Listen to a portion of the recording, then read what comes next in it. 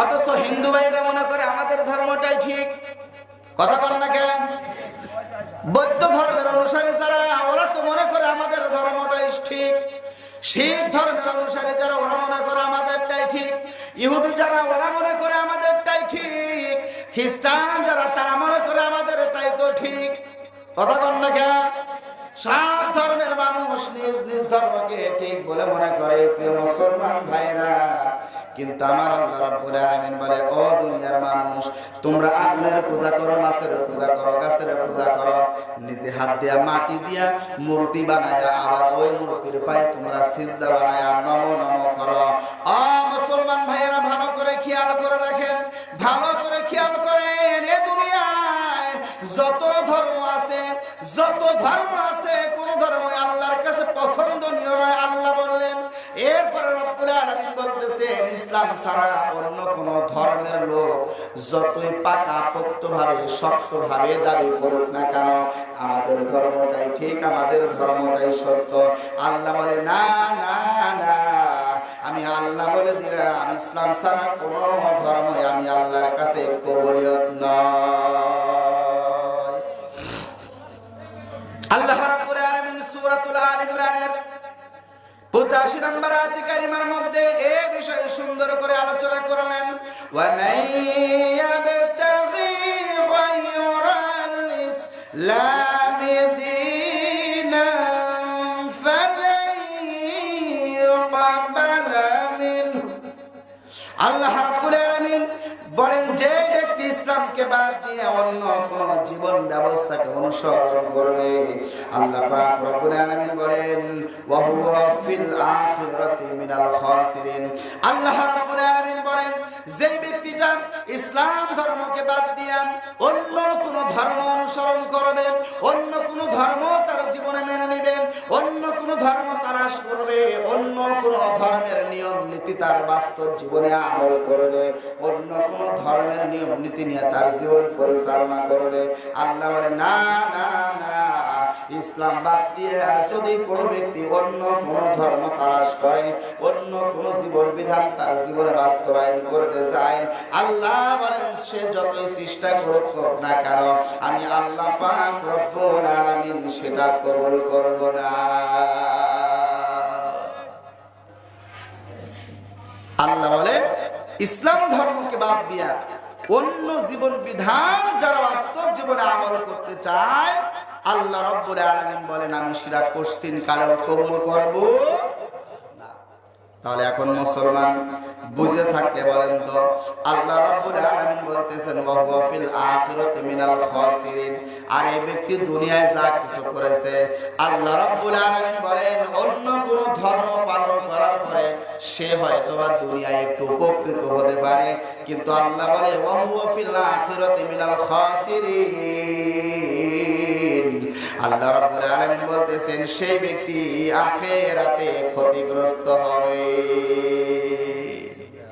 নাউজুবিল্লাহ। কাল সকালে বলেন ভাই, আল্লাহ বলতেছেন, ইসলামকে বাদ দিয়ে যারা অন্য কোন দিন, অন্য কোন বিধান, অন্য কোন ধর্মকে তালাশ করবে, আল্লাহ রাব্বুল আলামিন সূরা আল ইমরানের 85 নম্বর আয়াতের মধ্যে বলেন, আমি আল্লাহ তাআলা ওই দিন, ওই ধর্ম কবুল করব।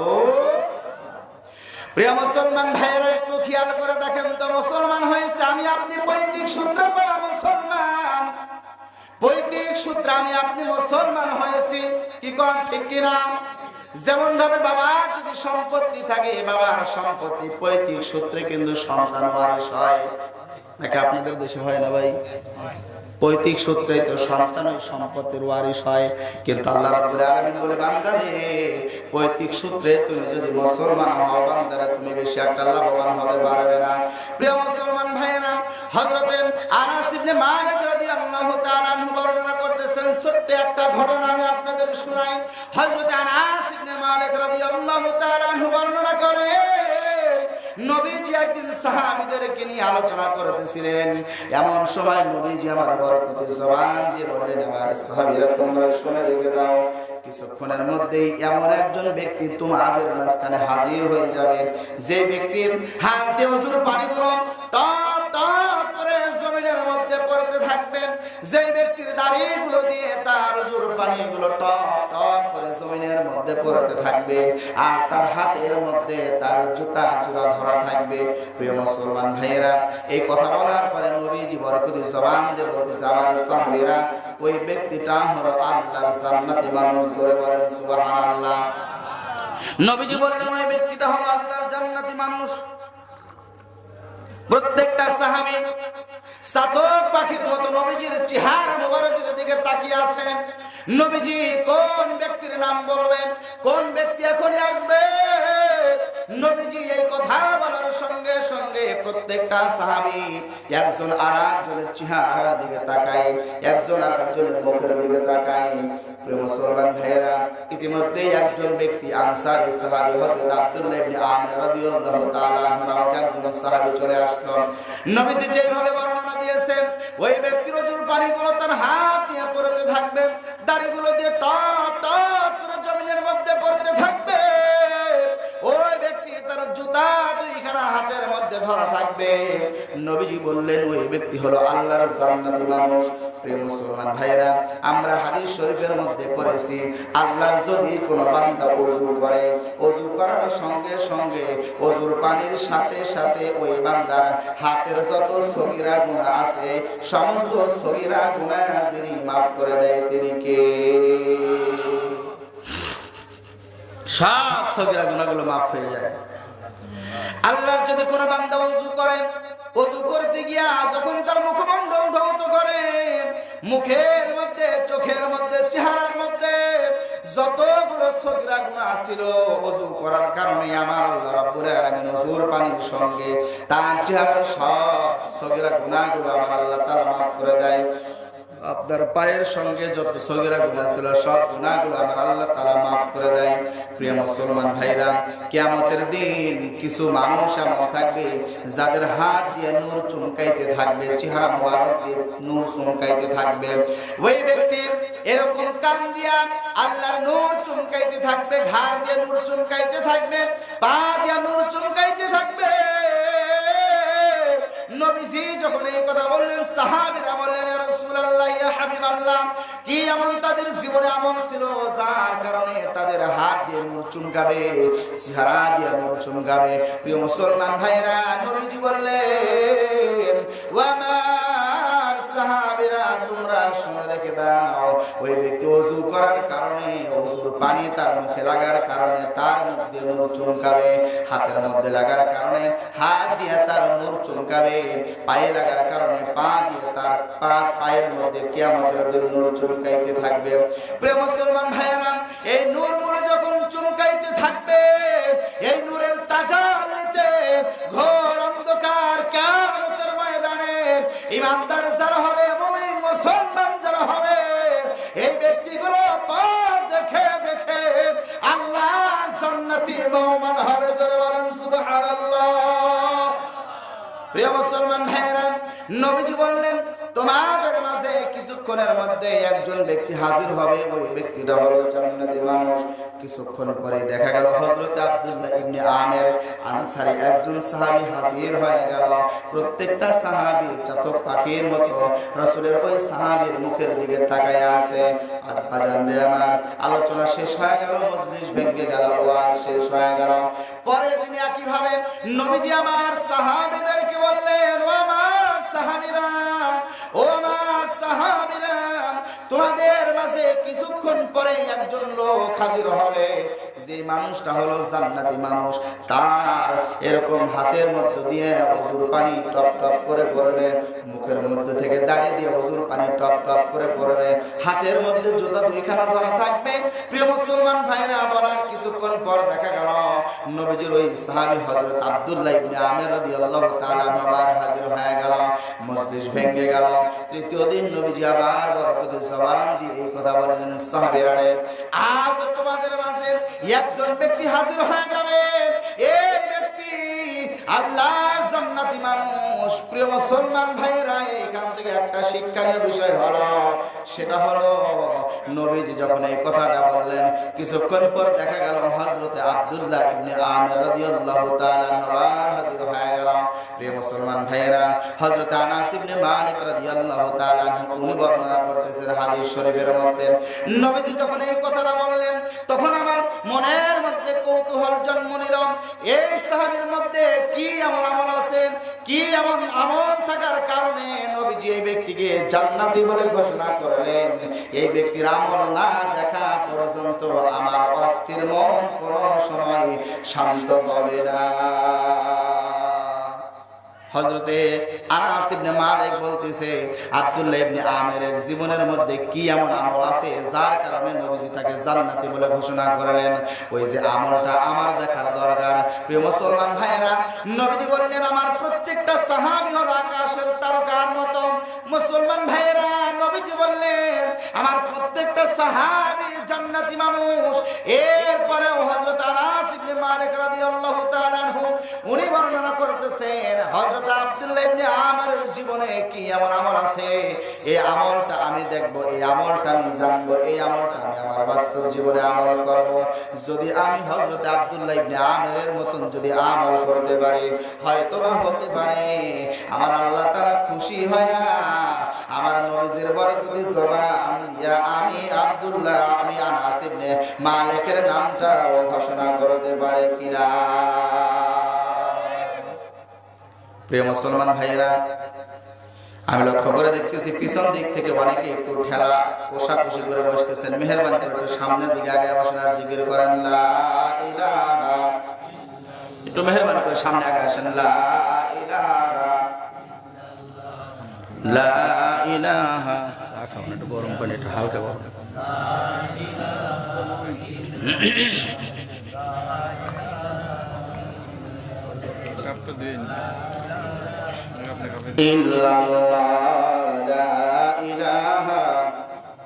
কি ভাই চাপছেন? আপনারা চাপছেন? কিয়ামতের দিন আজকে যে জায়গায় বসে আপনি কোরআনের কথা শুনতেছেন, এই জায়গাটা আপনার পক্ষে সাক্ষী দিবে বলেছেন নবীজি সাল্লাল্লাহু আলাইহি ওয়াসাল্লাম।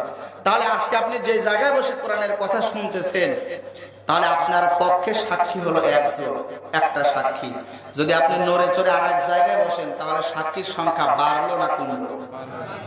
তাহলে আমাদের জীবনে সত্যের পক্ষে সাক্ষীর সংখ্যা বাড়ানোর দরকার আছে না নাই?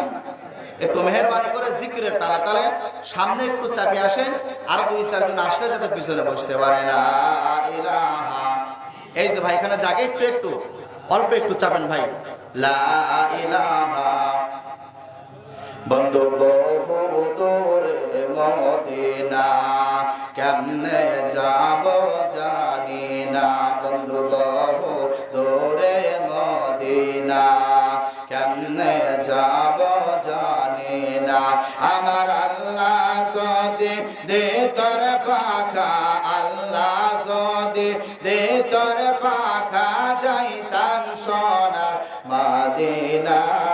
লা ইলাহা, জোর লা ইলাহা, লা ইলাহা ইল্লাল্লাহু মুহাম্মাদুর রাসূলুল্লাহ। সকলে বলেছি সাল্লাল্লাহু আলাইহি ওয়াসাল্লাম। তাহলে প্রিয় মুসলমান ভাইয়েরা, হযরত আনাস ইবনে মালিক রাদিয়াল্লাহু তাআলা আনহু বর্ণনা করতেছেন, এই হযরত আব্দুল্লাহ ইবনে আমিরের জীবনে কি এমন আমল আছে এটা আমি দেখব। মজলিস যখন ভেঙে গেল, যার যার বাড়ির দিকে প্রত্যেকজন মানুষ যখন রাস্তাটা নিয়ে নিল, প্রত্যেকজন সাহাবীর বাড়ির দিকে প্রত্যেকজন সাহাবী চলে যায়। হযরত আব্দুল্লাহ ইবনে আমির রাদিয়াল্লাহু তাআলা আনহু তার বাড়ির দিকে সে যখন রাস্তাটা নিয়ে নিল, হযরত আনাস ইবনে মালিক রাদিয়াল্লাহু তাআলা আনহু হাদিস শরীফের মধ্যে বর্ণনাটা এইভাবে এসেছে। হযরত আনাস ইবনে মালিক রাদিয়াল্লাহু তাআলা আনহু হযরত আব্দুল্লাহ ইবনে আমিরের পিছনে পিছনে রওনা দিয়ে দিল। চলতে চলতে চলতে চলতে কিছু দূর যাওয়ার পরে হযরত আনাস ইবনে মালিক রাদিয়াল্লাহু তাআলা আনহু আব্দুল্লাহ ইবনে আমির রাদিয়াল্লাহু তাআলা আনহুকে ডেকে বললেন, বলেন ভাইজান, নবীজি আপনার সম্পর্কে পর 3 দিন বলেছে আপনি জান্নাতি মানুষ, আপনি জান্নাতি মানুষ, আপনি জান্নাতি মানুষ। ভাইরে, আমার বাবার সঙ্গে আমার একটু মনোমালিন্য হয়েছে, এই জন্য আমি নিয়ত করেছি, পণ করেছি আমি 3 দিন বাড়িতে যাব না। ভাইরে, আমি যদি 3টা দিন আপনার বাড়ির মেহমান হইতে চাই, তাহলে কি আপনি আমারে মেহমান হিসাবে রাখবেন নাকি? হযরতে আনাস ইবনে মালিক বলতেছে, ভাইরে, আমার বাবার সঙ্গে আমার একটু মনোমালিন্য হয়েছে, 3 দিন যদি আপনার বাড়িতে আমি মেহমান হিসেবে থাকতে চাই, আপনার কোনো আপত্তি আছে? প্রিয় মুসলমান ভাইয়েরা, আল্লাহ রাব্বুল আলামিন যদি কোনো ব্যক্তির উপরে বেশি খুশি হয়, ওই ব্যক্তির বাড়িতে মেহমান পাঠায়। সুবহানাল্লাহ নাই?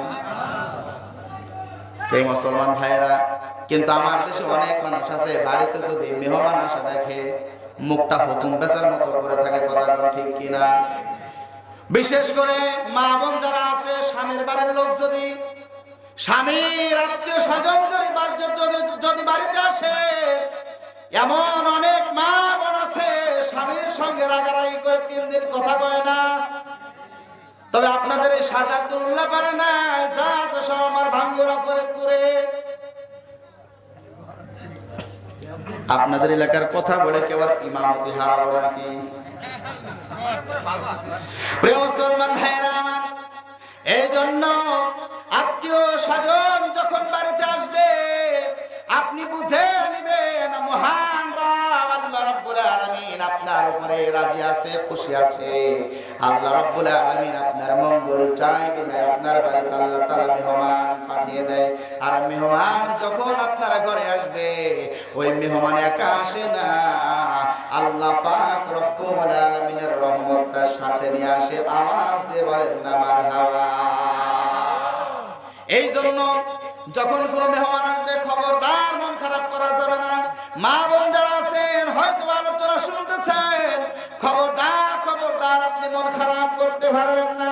স্বামীর বাড়ির লোক যদি বাড়িতে বেড়াইতে আসে, আপনার যথাসাধ্য আপনি চেষ্টা করবেন তাকে সুন্দর একটা জায়গায় বসতে দেওয়ার জন্য, সুন্দরভাবে রান্না করে তার সামনে পরিবেশন করার জন্য আপনি চেষ্টা করবেন আপনার ঘরে সবচাইতে উত্তম খাবারটা আপনার স্বামীর আত্মীয় স্বজনের সামনে ধরার জন্য।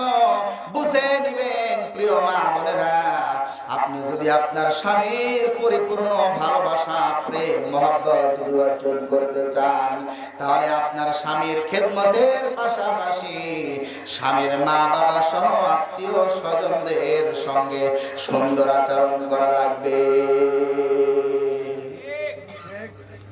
ঠিক খালি কয়েকজন বললেন, আর গুলোর মধ্যে মনে হয় বেজার আছে নাকি?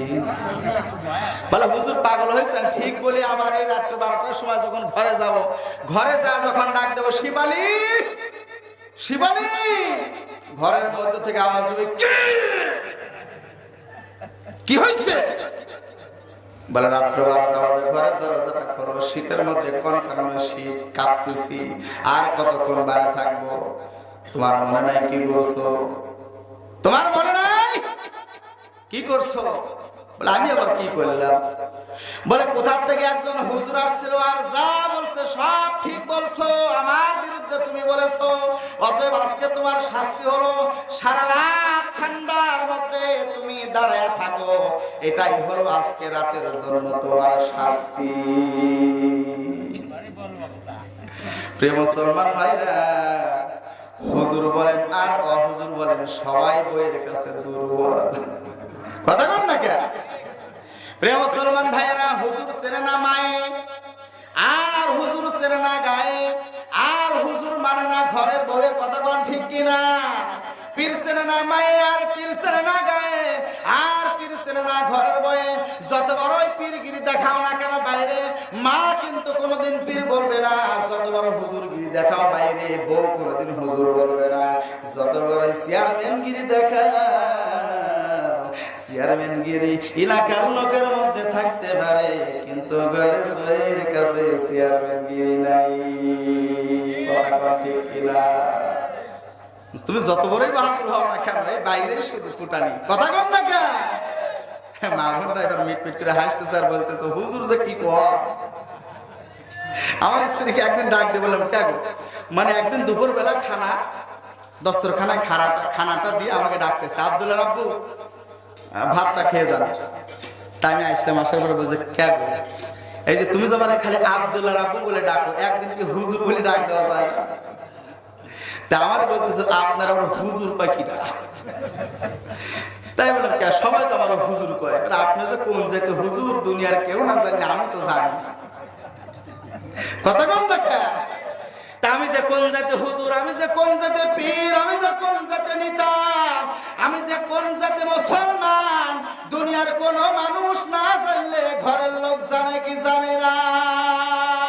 প্রিয় মুসলমান ভাইরা, হযরত আব্দুল্লাহ ইবনে আমির রাদিয়াল্লাহু তাআলা আনহুকে এবার হযরত আনাস ইবনে মালিক রাদিয়াল্লাহু তাআলা আনহু ডাক দিয়ে বলতেছেন, ভাইজান আমি আপনার বাড়িতে 3 দিন মেহমান থাকতে চাই। হযরত আব্দুল্লাহ ইবনে আমির বললেন, আলহামদুলিল্লাহ, আমার কোনো আপত্তি নাই, আপনি আসেন, আমার বাড়িতে চলে যান। প্রিয় মুসলমান ভাইরা, যেই দিন বাড়িতে গেল ওই দিনটা চলে গেল, রাত চলে গেল, আবার দিন চলে গেল, রাত চলে গেল, আবার দিন চলে গেল, রাত চলে গেল। এবার যখন সকালবেলা ফিরে আসবে, ফিরে আসার সময় হযরত আনাস ইবনে মালিক রাদিয়াল্লাহু তাআলা আব্দুল্লাহ ইবনে আমিরকে ডাক দিয়ে বলতেছে, ভাইজান আজ আমি আপনার একটা কথা বলতে চাই, আল্লাহর রাস্তায় আমার সত্য কথা বলা লাগবে, একটা গোপন তথ্য আমি আপনার কাছ থেকে জানতে চাই, আল্লাহর রাস্তায় আমার সত্য কথাটা বলা লাগবে। প্রিয় মুসলমান ভাইরা, হযরত আব্দুল্লাহ ইবনে আমির রাদিয়াল্লাহু তাআলা আশ্চর্য হয়ে গেল, ভাইজান কি এমন গোপন তথ্য আপনি আমার কাছ থেকে জানতে চান, বলেন। প্রিয় মুসলমান ভাইরা, হযরত আনাস ইবনে মালিক রাদিয়াল্লাহু তাআলা আনহু হযরত আব্দুল্লাহ ইবনে আমির রাদিয়াল্লাহু তাআলা আনহু হাতটা চেপে ধরে বলতেছে, ভাইজান জীবনে সত্যি কথা বলবেন, জীবনে কি এমন আমল করেন যে আমলটা করার কারণে আমার নবীজি বরকতি জবান দিয়ে বললেন, তোমাদের মাঝে কিছুক্ষণের মধ্যে একজন লোক আসবে, হাত দিয়ে ওযুর পানি পড়ে, দাড়ি দিয়ে ওযুর পানি পড়ে, ওই ব্যক্তিটা আল্লাহর জান্নাতি মানুষ। একদিন বললেন ঠিক আছে, দ্বিতীয়বার আবার বললেন, তৃতীয় দিন আবার বললেন, পর 3টা দিন নবীজি আপনার সম্বন্ধে বলেছে আপনি জান্নাতি মানুষ। ভাইজান জীবনে কি এমন গোপন আমল আছে, আল্লাহর রাস্তে আমাকে একটু বলতে হবে। জীবনে কি এমন আমল আছে আমার একটু বলেন ভাই। নবী আপনার সম্পর্কে বলছে আপনি জান্নাতে মানুষ, এটা 4টিখানি কথা কিন্তু না। চিন্তা করছেন? মাঝে মাঝে একটু গরম পানি খাই, বাজার রাগ করেন,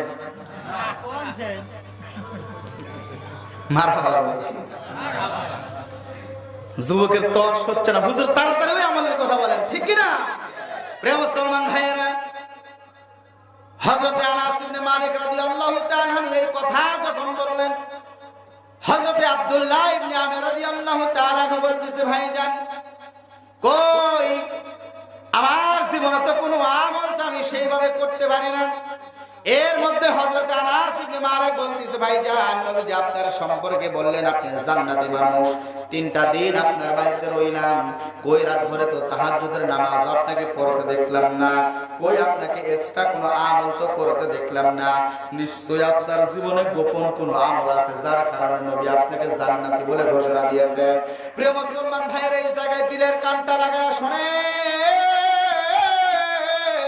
দিলের কান লাগায়া শোনেন। হযরতে আব্দুল্লাহ ইবনে আমির ডাক দিয়ে বলতেছে, ভাইজান আমার জীবনে তেমন কোনো আমল আমি করি না, তেমন কোনো আমল আমার জীবনে নাই, আমি সাধারণভাবে আমল করি, 5 ওয়াক্ত নামাজ পড়ি, হালাল খাবার খাই, সত্য কথা বলি, আমি সাধারণ সাহাবীদের মতো আমল করি, আমার জীবনে এক্সট্রা তেমন কোনো আমল নাই। তবে আমার জীবনে ছোট্ট একটা আমলের কথা আমার মনে পড়ে যায়, সেটা হলো আমি যখন রাত্রিবেলায় ঘুম থেকে জেগে উঠি, রাত্রিবেলায় আরামের বিছানায় আমি যখন আরাম করে ঘুমাই, হঠাৎ করে মাঝরাতে যখন আমার ঘুমটা ভেঙে যায়, ঘুমটা ভেঙে যাওয়ার সঙ্গে সঙ্গে চোখটা যখনই আমি মিলে দেই, সঙ্গে সঙ্গে দুনিয়ার সব কিছু ভুলে গিয়ে একমাত্র মহান রব, মহান প্রভুর জিকির করি, লা ইলাহা লা ইলাহা সুবহানাল্লাহ,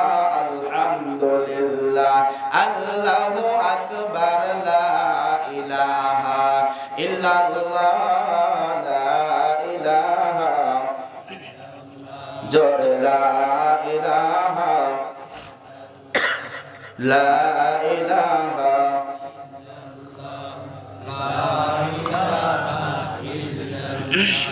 লা ইলাহা ইল্লাল্লাহ মুহাম্মাদুর রাসূলুল্লাহ। সকলে বলেছি সাল্লাল্লাহু আলাইহি ওয়াসাল্লাম। প্রিয় মুসলমান ভাইরা, হযরত আব্দুল্লাহ ইবনে আমের বলতেছে, ভাইজান মাঝরাতে যখন আমার ঘুমটা ভেঙে যায়, ঘুমটা ভেঙে যাওয়ার সঙ্গে সঙ্গে যতক্ষণ পর্যন্ত আবার আমি ঘুমিয়ে না পড়ি, এত সময় পর্যন্ত আমি পড়তে থাকি সুবহানাল্লাহ সুবহানাল্লাহ, আলহামদুলিল্লাহ আলহামদুলিল্লাহ, আল্লাহু আকবার। এটা হলো আমার জীবনের ছোট্ট একটা আমলের কথা আমার মনে পড়ে গেল। এছাড়া আমার মনে পড়ে না আমার জীবনে আমি তেমন কোনো আমল করেছি। প্রিয় ভাইরা, দুইজনের সঙ্গে কথোপকথন শেষ হয়ে গেল। সালাম কালাম বিনিময় করে যখন একজন আর একজনের কাছ থেকে বিদায় নিয়ে চলে যাবে, এমন সময় হযরত আনাস ইবনে মালিক একটু আগায় গেছে, কিছু দূর চলে গেছে। এমন সময় হযরত আব্দুল্লাহ ইবনে আমের ডাক দিয়ে বলতেছে, ভাই আসেন, এদিকে আসেন, ভাই একটু এদিকে আসেন। আমার আরো একটা ছোট্ট আমলের কথা মনে পড়েছে, যে আমলের কথা আমি আপনাকে জানাইতে চাই। হযরত আব্দুল্লাহ ইবনে আমের যখন হযরত আনাস ইবনে মালিককে ডাক দিয়ে দিলেন, প্রিয় মুসলমান ভাইরা, হযরত আব্দুল্লাহ ইবনে আমের কথায় হযরত আনাস ইবনে মালিক তাড়াতাড়ি করে তার কাছে চলে আসলেন। আসার পরে হযরত আব্দুল্লাহ ইবনে আমের রাদিয়াল্লাহু তাআলা আনহু হযরত আনাস ইবনে মালিক রাদিয়াল্লাহু তাআলা আনহুকে ডাকতে বলেন, ও আমার মুসলমান দিনী ভাই, ও নবীজির সাহাবী, ভালো করে শুনে রাখেন, আমার জীবনে ছোট্ট একটা কাজ আমি আমার জীবনে করি।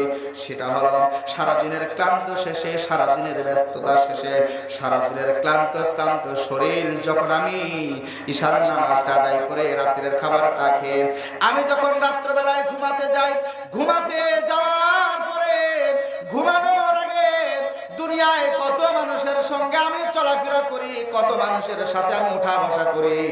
আমি যত মানুষের সঙ্গে উঠা বসা করেছি, আমি যত মানুষ আমাকে কষ্ট দিয়েছে, কত মানুষ কত কথায় হয়তো আমাকে কষ্ট দেয়, অথবা আমি কত মানুষকে কষ্ট দিয়ে থাকি। প্রিয় মুসলমান ভাইরা, হযরত আব্দুল্লাহ ইবনে আমের এই জায়গায় বললেন, প্রিয় ভাই, আমি যখন ঘুমাতে যাই তখন আমি দুনিয়ার সব মানুষকে মাফ করে দিয়ে ঘুমাই। আর একটা ছোট্ট কাজ করি, তা হলো আমি কারোর উপর কোনো হিংসা করি না। যখন কি করি না, আমি কারোর উপর হিংসা করি না। কে কত টাকার মালিক হলো এটা আমি দেখি না, কে কত টাকার সম্পদ অর্জন করলো, কে কত বেশি দুনিয়ায় সম্মান পাইলো, কে কত বড় চেয়ারটা পাইলো, এই হিসাব আমি কোনোদিন করি না। আমি দুনিয়ায় কোন মানুষের উপরে হিংসা করি না। প্রিয় মুসলমান ভাইরা, সাহাবী বলতেছে, আমার জীবনে এটাই হলো ছোট আমল, আমার জীবনের ছোট আমল হলো আমি কারোর উপরে হিংসা করি না। কিন্তু মুসলমান ভাইরা, তারাও ছিল নবীজির উম্মত, আমরাও নবীজির উম্মত, তারাও ছিল নবীজির সাহাবী, আমরা নবীজির উম্মত। প্রিয় মুসলমান ভাইরা, আর সাহাবীদের জীবনী দেখলে পাওয়া যায়, তারা জীবনে কোনোদিন কোনো মানুষের উপরে হিংসা করে নাই, অহংকার করে নাই, খারাপ আচরণ জীবনে কেউ কোনোদিন কোনো সাহাবীর সঙ্গে আচরণ করে নাই। কিন্তু প্রিয় মুসলমান, এবার যদি আমাদের জীবনের দিকে তাকায় দেখেন, আমাদের জীবনের আমাদের চরিত্র, আমাদের অবস্থা হলো আমরা নিজেকে সব চাইতে বড় মনে করি। কথা কোন ঠিক কিনা? আমরা নিজেকে সব চাইতে বেশি অহংকার, দাম্ভিকতা নিয়ে দুনিয়ায় চলাফেরা করি। আর এত হিংসা আমাদের মনের মধ্যে, সেটা হলো পাশের বাড়ির কোনো সন্তানের যদি চাকরি হয়, তাহলে আমরা এত হিংসা করি, সবসময় বদদোয়া করতে থাকি ওর চাকরিটা যেন না হয়। পাশের বাড়ির কোনো মেয়ের যদি ভালো একটা পরিবার থেকে যদি বিয়ের সম্বন্ধ আসে, আর যদি এই প্রতিবেশীর কাছ থেকে শুনে যে এই আপনার প্রতিবেশী, আপনার এই প্রতিবেশীর এই মেয়েটার আচার আচরণ কেমন, প্রিয় মুসলমান ভাইরা, আমরা সব সময় চেষ্টা করি হলো একটা ভালো ফ্যামিলিতে, ভালো পরিবারে, ভালো ছেলের সাথে যেন এই মেয়েটার বিয়ে না হয়। এই চরিত্রের মানুষ আপনার উল্লাপাড়া সাজাদপুর নাও থাকতে পারে, এই চরিত্রের মানুষ আমার পাবনায় অভাব নাই। আপনাদের এলাকায় নাও থাকতে পারে, কিন্তু আমার এলাকায় আমি দেখেছি এমন বেশি। তবে আপনাদের এলাকার মানুষ সবাই ভালো বলে আলহামদুলিল্লাহ, জোরে পড়েন আলহামদুলিল্লাহ। প্রিয় মুসলমান ভাইরা, তাহলে এবার সামনের দিকে আসাই। আমাদের জীবনে আমাদের চরিত্রটা, আমাদের আচরণটা কেমন হিংসা আমাদের মধ্যে একটু বলবো নাকি? কেমন হিংসা বলবো নাকি? ছোট্ট একটা এক্সাম্পল, ছোট্ট একটা ঘটনা আমি আপনাদের শোনাই। ছোট্ট একটা উদাহরণ দিলে বুঝবেন। স্বামী আর স্ত্রী রাত্রেবেলায় খানা খেয়ে সুন্দরভাবে বিছানায় ঘুমিয়ে আছে। রাত্রেবেলায় স্বামী স্বপ্ন দেখতেছে একটা দানব এই স্বামীকে এসে বলতেছে, এই আল্লাহর বান্দা, তুমি আমার কাছ থেকে যা চাইবা আমি তোমার সব দিয়ে দেব। এই যে ভাঙ্গা করে তুমি ঘুমাও, বৃষ্টি আসলে পানি পড়ে, তুমি ঠিক মতো 3 বেলা ঠিক মতো খাইতে পারো না, তোমার প্রতিবেশী কি সুন্দর সুন্দর খাবার খায়, তোমার মাঠে কোনো সম্পদ নাই, তোমার কোনো জমি জমা নাই, তোমার কোনো ব্যাংক ব্যালেন্স কিছুই নাই, অথচ তোমার প্রতিবেশীর কত টাকা পয়সা অর্থ সম্পদ। ও আল্লাহর বান্দা, আজ তুমি আমার কাছ থেকে যা চাইবা আমি তোমার সব দিয়ে দিব। একটা রাক্ষস স্বপ্নে দেখাচ্ছে এইটা। বলতেছে তাই নাকি? বলে হ্যাঁ।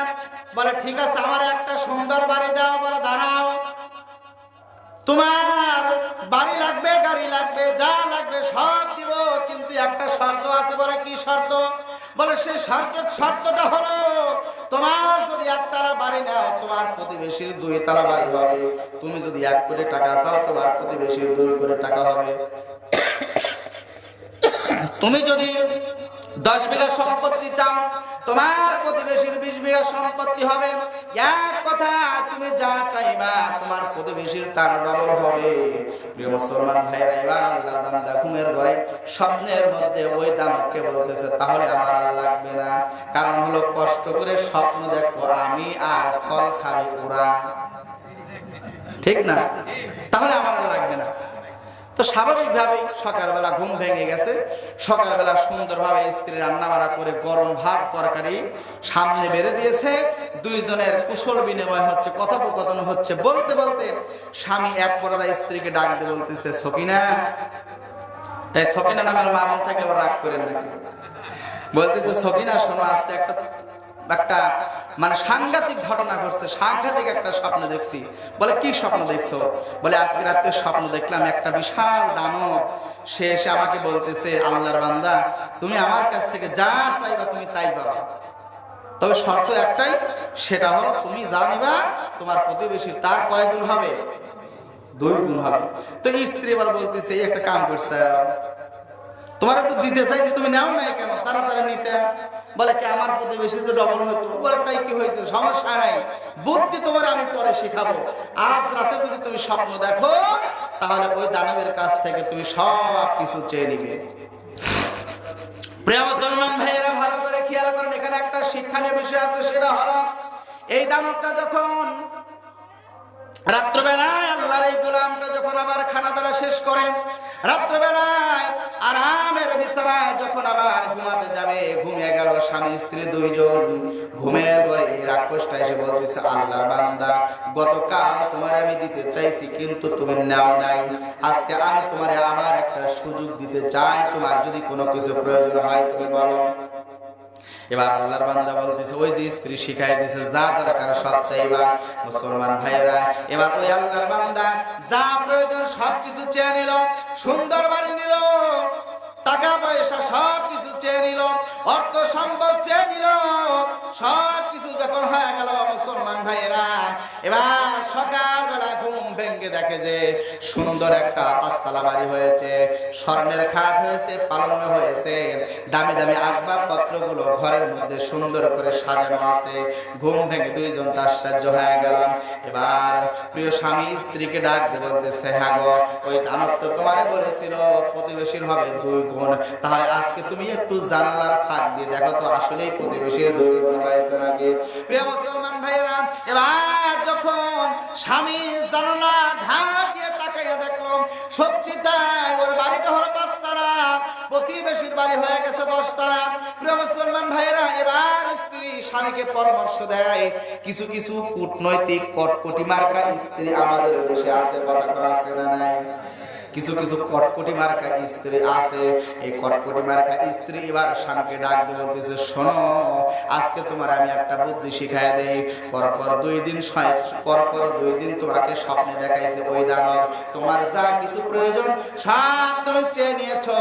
এবার ওই আজকে রাত্রেও যদি ওই দানবটা তোমার স্বপ্ন আসে, তাহলে ওই দানবকে তুমি বলবা, দানব রে আজকে আমার আর কোনো কিছু প্রয়োজন নাই, আজকে আমি তোমার একটা জিনিস দিতে চাই, সেটা হলো আজকে তুমি আমার একটা চোখ নিয়ে যাও। প্রিয় মুসলমান ভাইয়েরা, কথা অনুযায়ী কাজ হয়ে গেল। রাত্রেবেলায় স্বামী আর স্ত্রী খানা দানা শেষ করে আরামের বিছানায় যখন শুয়ে আছে, এবার রাত্রেবেলায় স্বপ্নের ঘরে ওই দানবটা এসে বলতেছে, আল্লাহর বান্দা তুমি যা চেয়েছো সব তোমার আমি দিয়েছি, আজকে কিন্তু শেষ রাত, এরপরে আর তোমার সঙ্গে আমি দেখা দিতে পারবো না, আর তোমার সঙ্গে আমার কোনো কথা হবে না, আজকে যদি তোমার কোনো কিছু চাওয়ার থাকে তুমি আমার কাছ থেকে চেয়ে নাও। মুসলমান ভাইরা, এবার আল্লাহর বান্দা ডাক দিয়ে বলতেছে, দানব ভাই তুমি আমার অনেক উপকার করেছ, তবে আজকে রাতে আমি আর তোমার কাছ থেকে কিছুই চাই না, আজকে রাত্রেবেলায় তোমারে আমি একটা জিনিস দিতে চাই, সেটা হলো, ও মুসলমান। দানব এবার ডাক দিয়ে বলতেছে, ভাই রে আমার তো কোনো কিছুর অভাব নাই। বলে তোমার অভাব না থাকলেও তোমার লড়াই লাগবে। বলে ঠিক আছে, কি দিবা তুমি আমারে দিয়ে দাও। আল্লাহর বান্দা এবার ডাক দিয়ে বলতেছে, ও দানব ভাই, টাকা দিয়েছো, পয়সা দিয়েছো, অর্থ দিয়েছো, গাড়ি বাড়ি সব কিছু দিয়েছো, বিনিময় তোমাকে কিছুই দিতে পারি নাই, আজকে তোমার একটা জিনিস আমি দিতে চাই, সেটা হলো আমার মুখের দিকে তাকায় দেখো। আল্লাহ রাব্বুল আলামিন আমারে 2টা ক্যামেরা এই যে চোখের মধ্যে লাগায় দিয়েছে। প্রিয় মুসলমান ভাইরা, এই যে মোবাইল ফোন, এই মোবাইল ফোনের মধ্যে একটা ক্যামেরা আছে, এই ক্যামেরায় কত মেগাপিক্সেল লাগানো আছে। প্রিয় মুসলমান ভাইরা, আল্লাহ রাব্বুল আলামিন আমাকে আপনাকে 556 মেগাপিক্সেলের 2টা ক্যামেরা আমার আল্লাহ চোখের মধ্যে দিয়েছে, বলে সুবহানাল্লাহ। এই জায়গায় বিজ্ঞানের একটা তথ্য আপনাদের দিলাম, এই চোখ হলো এত মূল্যবান সম্পদ। আল্লাহ রাব্বুল আলামিন বলে, বান্দারে 500 মেগাপিক্সেলের 2টা লাইট, 2টা ক্যামেরা আমি আল্লাহ তাআলা তোমারে দান করে দিলাম। এই আল্লাহর বান্দা রাত্রিবেলা ডাক দিয়ে বলে, দানব রে আজকে আর তোমার কাছ থেকে কিছুই চাই না, আজকে আমি তোমার একটা জিনিস দিতে চাই, সেটা হলো আজকে তুমি আমার একটা চোখ কানা করে দাও। এই মুসলমান ভাইরা, ওই ব্যক্তির চোখ একটা কানা করে দাও হলো। আপনাদের কাছে প্রশ্ন হলো, যদি এই ব্যক্তির একটা চোখ কানা হয়, প্রতিবেশীর কয় চোখ কানা হবে? কি হিংসা মনের মধ্যে চিন্তা করছে, বলে আমার এক চোখ যায় যাক, প্রতিবেশীর জন্য 2 চোখ কানা হয়। কথা ঠিক কিনা? এমন অনেক মুসলমান আছে যারা ভাই ভাই দ্বন্দ্ব লাগায়া মাঝখান দিয়ে বাড়ির মধ্যে দিয়ে পার্টিশন তৈরি করে দেওয়া ভাই ভাই এমন আছে না? ভাই বড় ধন, রক্তের বাঁধন যদিও ছিন্ন হয় কটকটির কারণ। ঠিক আসতে বললেন যে বাড়ি যাওয়া লাগবো। প্রিয় মুসলমান ভাইরা, তবে আপনাদের এলাকার মা বোনদের কথা আমি বলি না, সব তো আমার ঘরে চাপায় নিচ্ছি। আপনারা ভয় পান কেন? আমার স্ত্রী যদি শোনে, ভয় তো আমার পাওয়ার কথা, হয়তো আমার স্ত্রী এখন শুনতেছে না, কিন্তু এই যে ক্যামেরা ফিট করা আছে, আমার স্ত্রী আবার চালাক মানুষ, সব শোনে। কোন দিন কোথায় কি বলছি ভাই, সব বলে শোনে। একদিন হঠাৎ করে দেখে যে একদম ফুলিয়া টেপা মাছের মতো মুখ করে আছে। আমি ডাকতেছি, কেন তোমার মুখের টেপা মাছের মতো? বলে কি বলছো মনে নাই? কি বলছো মনে নাই? কি বলছি? বলে মনে করে দেখো। মনে করতে করতে 3 দিন চলে গেল, সাদা আমার মনেই হলো না। ও টেপা মাছের মতো মুখ করে আছে। আমি বললাম, বলো না কি হয়েছে?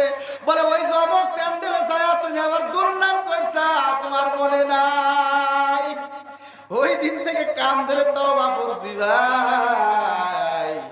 এই যে ক্যামেরাম্যান ছোট ভাইকে বলি, ওয়া সারিস আর যাই করিস দেখে শুনে সারিস, তোর আপনার বিরুদ্ধে যে কথাগুলো যায় এডিটিং করে কাটিয়ে সাইটিয়ে সারিস, না হলে রাত 3টার সময় বাড়ি ফেলি কিন্তু ঘরের দরজা খুলবে না। প্রিয় মুসলমান ভাইয়েরা, এই জন্য বলতেছি কিছু কটকটি মারে কামে মানুষ আমার দেশে আছে।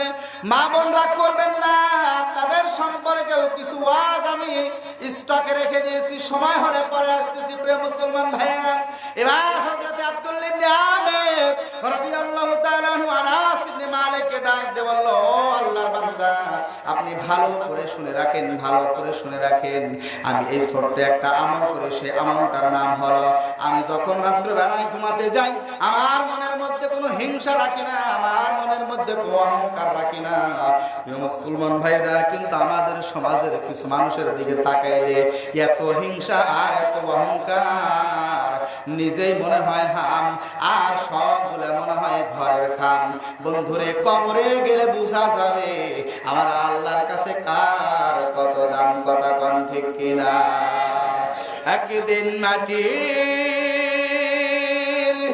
ভিতরে হবে ঘরে, মন আমার কেন বন্ধ দালান ঘরে, মন আমার কেন বন্ধ দালান ঘর, কথা কোন ঠিক কিনা।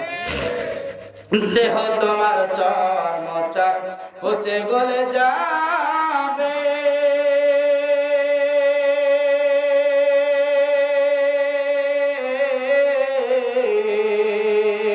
শিরা উপশিরা তোমার ছিন্ন ভিন্ন হবে, ঠিক না। বন্ধু বান্ধব যত পাড়াপড়শি তারা শুদ্ধ, সবই হবে